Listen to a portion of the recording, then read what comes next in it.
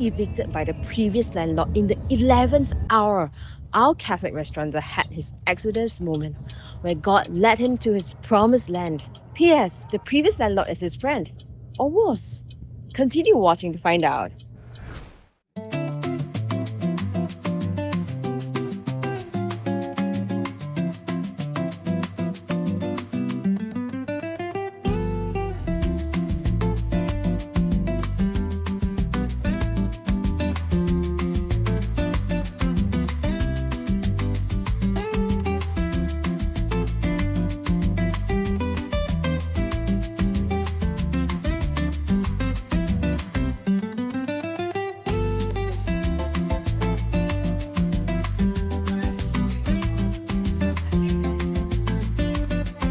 Faith, work, purpose. Welcome to Holy Hustle. Okay, hello everybody. My name Hello. is Wyman. I'm the owner operator of the Upper Room Restaurant and Cafe. Yes, so the Upper Room Restaurant is a restaurant cafe and also a bar. We mainly specialize in Italian, Japanese, and fusion food, as well as we have a stage for live performances.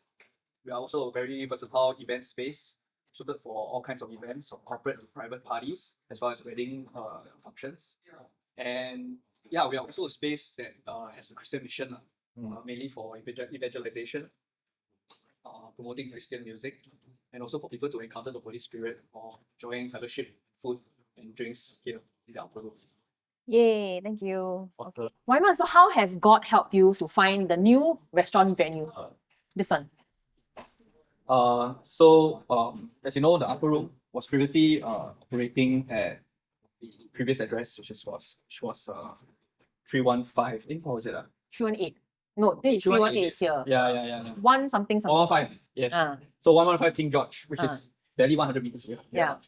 We were close to the end of our release, and after 1 year and 1.5 years of operations, you know, the Upper Room was doing actually pretty well. We were getting our name out there. We were getting our regulars. People knew our spot.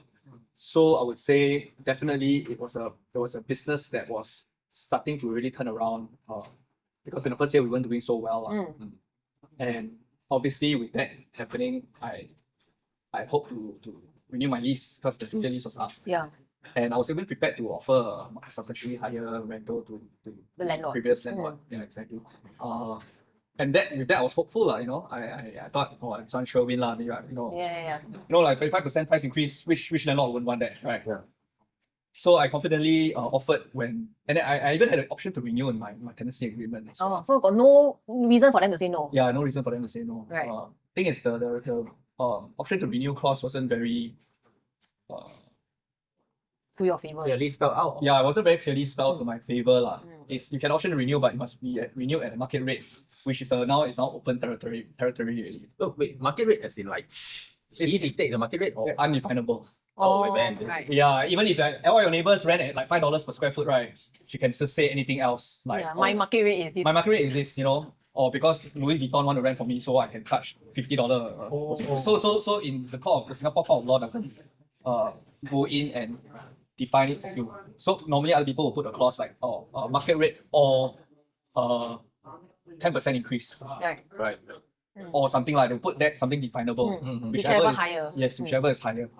Yeah. No, cannot. Because you put market rate, then again you can Definitely. Yeah, then whichever lower. Yeah. Okay. Whichever lower or Usually it's a set price, right? no, they will say like agree to increase or a max of 10 or 15% increase, whichever is higher. So you can increase, but you can only increase max of 15%. That is your option to renew. So that's something I learned lah. That's something I learned over for this tenancy agreement lah. This experience. Yeah, this experience for the option to renew. The previous ones I had was just option to renew at the same rate. So I offered, and this was way before, and then she turned me down. Straight up turned me down. I said she didn't want to renew, and we actually almost entered into a lawsuit for that because I wanted to tell her like I have an option to renew. You can't even. You have to negotiate with me, what, right? You are legally bound to negotiate with me. Yeah. But she said like, That means must let you exercise your option. Yes, exactly. Must say I have the right to Yeah. exercise option, right? Yeah. Then whether I offer you this price, you turn me down, that is a different Yeah. story, right? So Yeah. she didn't want to. So I was initially, I would say, I was ready to fight lah. I was ready to fight. And this was 6 months before the end of the tenancy agreement. And I really consulted my lawyer, who was also ready to pursue this with me. He said that they have to. She's bound by the contract to at least negotiate with me. And then I spoke to a Catholic brother, and then he advised me not to lah. He said like, why don't you just leave it to God, right? Because funnily the landlord is actually Catholic as well. Okay. So you know what the Bible says, right? Don't go to don't go to court with a brother, all right? Right. So I left it as that lah. Then I went the soft approach lah. I said like, you know what, you don't want to renew, that's fine. At least let me bid as any other potential tenant, right? And that's where that's why I thought, okay, you know what, whatever she wants, I'll just give it to her. Whatever she asks for, I'll just offer, right? I must also mention that in the first year, or actually in the first few months of the tenancy, we were very late in our rental. We were behind time. We paid late. This was before it was the upper room, when it was the venue. Correct. And the relationship became very bad. That is why she was, and then it soured very badly. Yeah.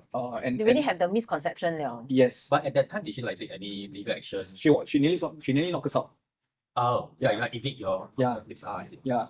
Although we were about 2 months late, she did not. I mean, legally again, she didn't have the right. I had to use a lawyer to tell her that she cannot lock us out. Right. Yeah.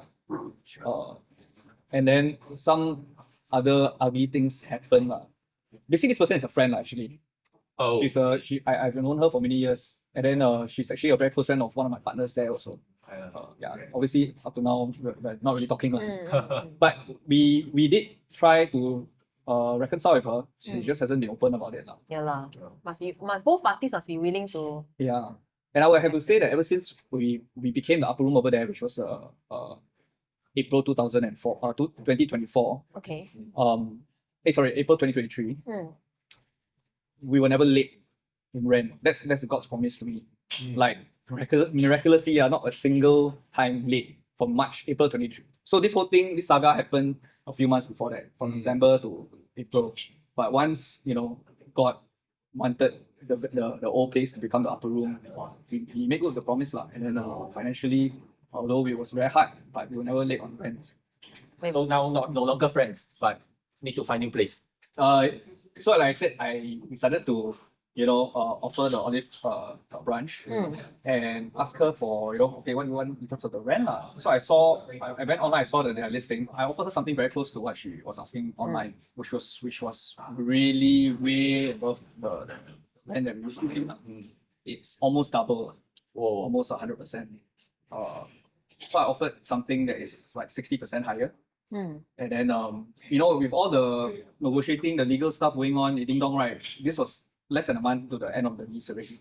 So when I sent that Stressful, offer, yeah, and I can tell you at that point of time, right, none of my staff knew about this.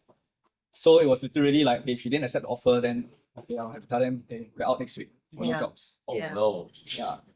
But I sent an offer thinking she will accept it because that's what she's asking in the market, right? Yeah. Or almost it's almost what she's asking. I mean, The market rate that she's asking is actually higher than what you offer. Is it like almost? way higher. Oh, that way means higher. yeah. The offer that you say My initial offer was 25% higher than my your current rate lah, but this 60% higher is still lower than what she's asking. Yes. Oh, Still high, still lower. Yes, exactly. crazy high. Yeah. Which the agent, I mean, I happened to speak with the agent as well. He also wasn't too hopeful lah, But you can ask for something, but obviously if somebody gives you a very good offer. So I thought I gave a very good offer, but 2 weeks prior, she replied, and then she still said no. And then at this point of time, I was like out of my wits really, I didn't know what to do.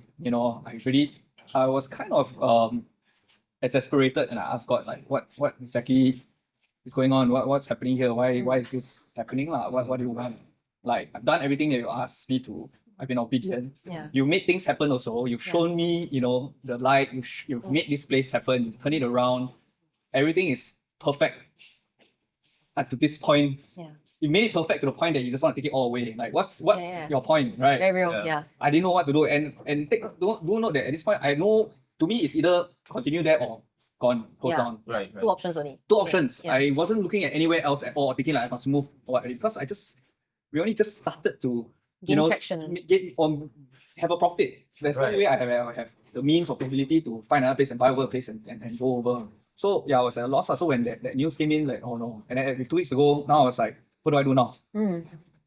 So I asked God, I said, okay, you want me to offer a higher rent? And if I offer a higher rent, then maybe this is what you want. If I offer higher rent, then you better make my revenue here increase by at least, Yeah. I don't know, 50% Mm. in the next 3 months. Because I cannot offer a higher rent. With higher rent means a higher deposit. Now I Right. put out some money. Yeah. You know, I'm going to ask for a 3-year lease because it was a 2-year lease. I got to put 1 month of the higher rents Right. deposit as well. And then I have to pay the next month's rent already. I couldn't, it just seemed like Impossible. impossible Yeah. to me. So I offered and I said, I got this your will, then she'll say yes, right? So I asked the lawyer, this was Friday night, mind you, this was Friday night, asked at 10 plus. In my group chat, I told them to send that mail. Okay, no time already, I had 2 weeks, this doesn't happen, right? I out. And to get out, I had to reinstate the place somehow. So I have less than 2 weeks to move everything out and reinstate as a blank place. You know, she would take my deposit, okay? Yeah. Time was super tight. I sent an email and then I decided to go and take a walk in the neighborhood, and pray lah, and hopefully de-stress lah.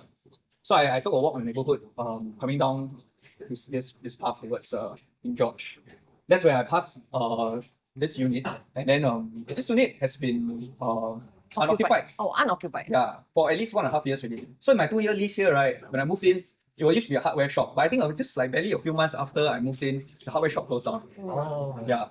And then after that, it just shuttered. This, the very old Yeah. blue The shutter, cross ones. It was just there for the longest time. All right. So as I walked past, I was praying, I saw a for rent sign.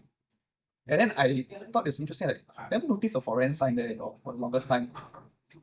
Then I just I just walked past, and the door was slightly ajar. The not door lah, the gate. thing lah. Yeah. So I looked in and I saw this unit that's almost exactly the same. Actually, it's exactly the same as the current the old unit.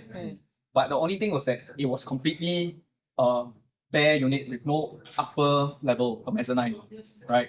So I looked in and I thought, wasted. If only they had. It's exactly the same as the other one. Then maybe, Then anyway, I thought to myself, anyway, I'm not moving forever. So why am I even? But anyway, as I walked away, I saw the number. I'm like, no, why not just ask for fun, lah, right? So I sent a message to the agent, and I said like, hey, is this place for rent? And okay, is this place for rent? And this was like Friday night, midnight already. So the agent replied me like, quite shortly after, said yes, it's for rent, but the landlord is only looking for F&B operator. Oh. Right? Yeah, and he will come with a built-in grease trap and an exhaust for the kitchen, and he's also building a mezzanine. Oh. So I was like, can I meet you tomorrow morning? And the part of midnight is like a few more hours already. Yes. Yeah, but it's amazing, right? At midnight, you don't expect agent to respond to this yeah. kind of Yeah. inquiry one. It's like they know that you need the mezzanine. Yeah. Is the information offered to you, or is He offered to me. I just asked, is it for rent? Then he sent me this whole barrage of information. It's like God really literally answered me when I thought in my head like, it's still no mezzanine. Yeah. yeah. Right. And yeah. So when I saw that message, right, immediately I tell you, at Friday night or at 1 a.m. or whatever time it was, right, I knew it was God telling me that this is a place that I want. So immediately after that, I messaged my group chat with the lawyers. I said, have you all sent an email? And he said, oh, he hasn't. No, I think he replied the next morning. I can't remember the sequence, but yes, I said, okay, don't need to send me. I knew this was going to happen. So the next day, I met the agent. The agent recognized me, or rather, he knew the upper room. Right. I don't know how he knew it lah. He's from New Creation Church, so he said, "Hey, your upper room is it?" Then he's from New Creation. He's Christian. He knows our mission. So landlord, this tenant is good. And then by the next day or the 2 days later, I confirmed the place. Wow. Yeah. So on that Sunday, I met with my staff. So that was Friday night. Saturday, met him. I think no, on the same day, I told my staff, I sat them down, I said that I got some news for you. You want the good news or the bad news? So I think they asked for the bad news first. So I said, we're going to close down in 2 weeks. Got no more room here. And I tell you, the faces were like, My job how? oh, they were like, then I told them, wait, here, follow me. So they all just like, what's going on? So they just followed me and I brought them here and I pointed, this is our new home. That it's just literally across the road, right? I Yeah. remember somewhere Yeah, across I the just road. that's diagonal. Diagonally down the road, right? Yeah. 80 meters, I think 80 meters away. Yeah, it's over there. It's the same road, King George, 115 and 318. Yeah, I think a lot of people never come before, right? Then I can tell the difference because previously, right, when you were at upper room at the old upper room side, parking was a problem. Yes, yes. Constantly people are complaining. Remember that time I think we ran the event here and then everyone's asking me about parking, how. But here now there is parking like Just right beside, yeah. beside. Yeah. So it's so much more convenient, so much more That was more fine. traffic. Like Even though it's only 80 meters away, right? Yeah. So yeah, when I saw the cross junction and then the rental was exactly my offer, my first offer to the previous landlord, which was what I was more than willing to pay based on the kind of revenue we are doing. So it was a very fair rent. I would say it's cheap, right? But it's a very fair rent for what this place is going to provide in terms of product to customers, as well as a place for the community, for the churches to use. Everything about this place is right. God really gave the perfect place. The old place was old also, very old, and the upper room was disconnected. If you remember the place, you have to enter all the way, you go all the way behind you, and go up by a spiral staircase, and it's a very high mezzanine, so you are kind of disconnected from the first floor. It's very separate. Whereas this one here, it's part of the whole concept. Yeah. Right. And it's new. I like the layout. I like the different high and low ceiling. I feel it gives it more character. yeah.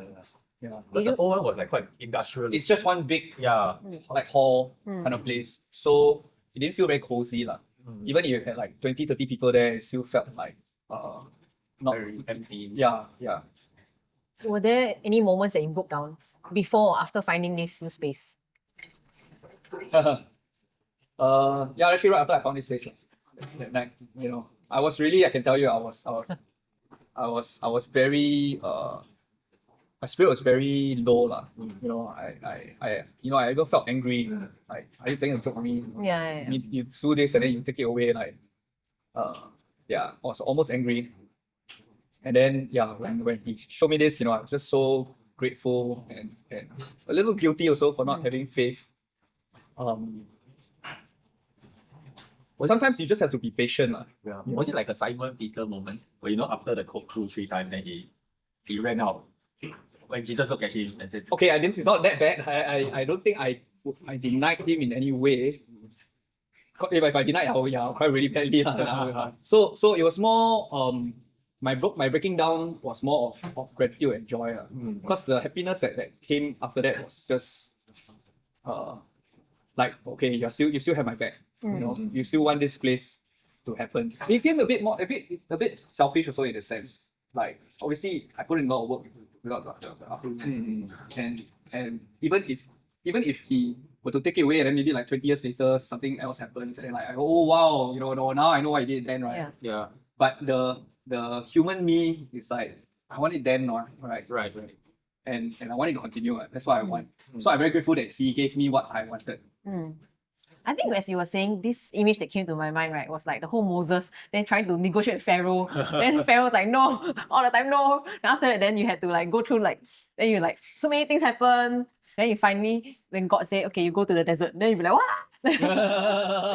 Yeah. But the difference is he led me into Jerusalem. Yeah. Yes. Led me into Israel. So this has now become a promised land. Yes. Amazing. Yeah. So I'm grateful for that. Then how was your renovation process like?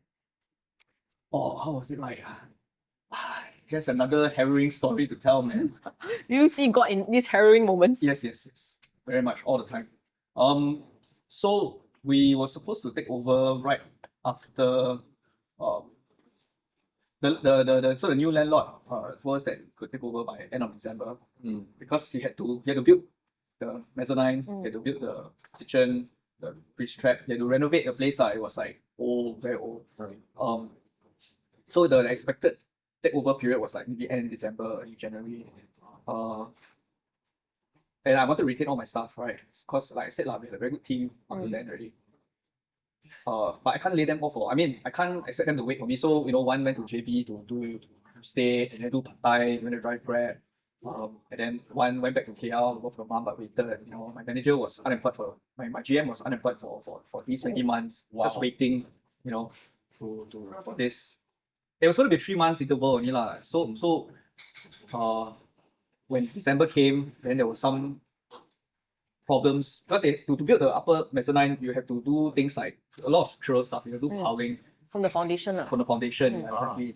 So they have to drill, they have to see what they're going to go down and then see how is the foundation A lot of like. permits also required, right? Yeah, exactly. So all this all for BCA, right? So when December came, then I got the news like, oh, it's going to be January. So delay for 1 month at least. And okay, so I told the guys, and because I was preparing my renovation to start in January already. So 1 month, yeah, okay lah. So February. And it's near the end of January. So cannot get the approval or whatever in terms of the plans. Delay another month. Then it came March. Then March came. And March when? And then March went. And then April came. So next 4 months and I had to sustain some of my employees. I had to do a lot of things before also to I operated a company earlier already. So there was a lot of costs lah. There were a lot of costs that started to build up. And then like I mentioned earlier, right? Where's the money coming from to do this? So that's why I saw God lah. He just provided we just provided. It just happened. I had almost $0 coming from there. The deposit that came back was used to pay for reinstatement. We had lined up events right before we closed. Right, we had 3 to 4 months worth of events deposits that we had to pay back, and that was tens of thousands. Because I said we were doing well, people were booking us out all the way to March already. I had a March event that was cancelled, a wedding event as well. So we had to pay back deposits and all that. So we were actually under the water. Yeah. So that's why you see here, all this is all God's work. All God's work. The funding that came in. And obviously it was very, very, very difficult with the delays, with the multiple delays. And that's where I had to try to find God as well in all these delays. Same as how I had to try to find God when that thing, the renewal negotiation thing happened. So that has taught me to be patient, have faith, that He will do it, no matter how rocky the storm is. Just be still. So was there anything that you did to help you in terms of sustaining your faith throughout this very, very difficult period? It coincided with Lent. So I fasted the entire Lent. Prayed, asked a lot of people to pray for me. I think a lot of the prayers worked. And every time someone told me like, hey, I just offered mass for you, I just offered a prayer for you, they kept me going for sure. Need prayers. Unfortunately, in the last few weeks, I usually go to adoration quite a bit, but I really didn't have time to. So every time I go back, sleep and knock out. Next day, I'm like rushing here and there. But I console myself with the fact that whatever work that I'm doing now, however hard I'm working now, is all to build this for Him. So in my hardship, I offer my hardship up for Him. And every time, every day, no matter how tired I felt, said it's all for you, all because I love you. And then that kept me going every single day. Yeah. Okay, thank you so much. That was something I liked last time. Then also this one, Hunter. And then this one also very nice. Sogam Samba Aging. PSA, this isn't a hidden gem, it's an awesome gem. Cafe brunch vibes for the Christian girlies, beer hangout spot for the bros with Bible verses in their bios. DM me if you're ever looking to chat about Jesus in the upper room. Bye for now and see you in the next episode.